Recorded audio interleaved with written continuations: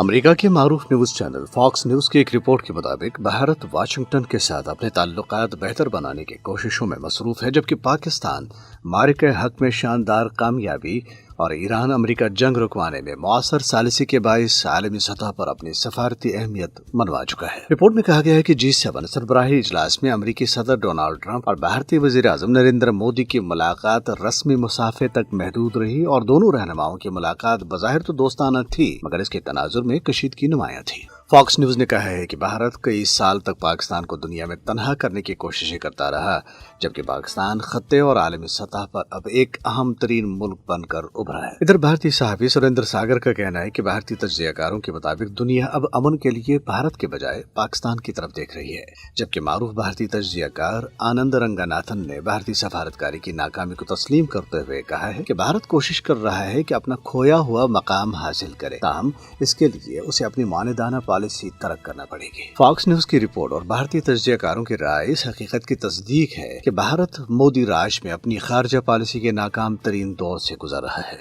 ایک وقت تھا جب بھارت اپنی معاشی طاقت، آبادی کے حجم اور مغربی دنیا کے ساتھ تعلقات کے بل بوتے پر خود کو خطے کی واحد فیصلہ کن طاقت، تھانے دار اور عالمی سیاست کا ناگزیر کھلاڑی ثابت کرنے کی کوشش کرتا تھا، جبکہ پاکستان کو عالمی سطح پر تنہا کرنے کے لیے اس نے ہر ممکن سفارتی حربہ استعمال کیا۔ لیکن آج حالات اکثر مختلف ہیں۔ معرکہ حق میں پاکستان کی تاریخ ساز فتح نے پاکستان کو عالمی افق پر غیر معمولی طور پر نمایاں کیا، جبکہ بھارت اپنے لیے معمولی سی جگہ بھی تلاش کر رہا ہے اور اس کے وشو گرو ہونے کی بھڑکے مارنے والی قیادت کو ٹرمپ جیسے لیڈروں کی بار بار بےعزتی سہنا پڑتی ہے اور الٹا خوش آمد کرنا پڑ رہی ہے۔ ایران جنگ میں پاکستان کی نتیجہ خیز ثالثی نے دنیا کو یہ پیغام دیا ہے کہ پاکستان صرف ایک عسکری قوت ہی نہیں بلکہ امن، استحکام اور مذاکرات کا بھی ایک قابل اعتماد علمبردار ہے۔ یہی وجہ ہے کہ آج عالمی طاقتیں پاکستان کو ایسے ملک کے طور پر دیکھ رہی ہیں جو تنازعات کے حل میں تعمیری اور مثبت کردار ادا کر سکتا ہے۔ فاکس نیوز کی رپورٹ اور بھارتی تجزیہ کاروں کے اعترافات دراصل اس بدلتی ہوئی حقیقت کی گواہی ہیں کہ جنوبی ایشیا میں سفارتی اور عسکری وزن کا پلڑا تیزی سے بدل چکا ہے۔ یہ تاریخ کا عجب مگر سبق آموز موڑ ہے کہ جس بھارت نے برسوں تک پاکستان کو عالمی سطح پر تنہا کرنے کی مہم چلائی، نفرت، دھونس اور جارحانہ سفارتکاری کو اپنی خارجہ پالیسی کا محور بنائے رکھا،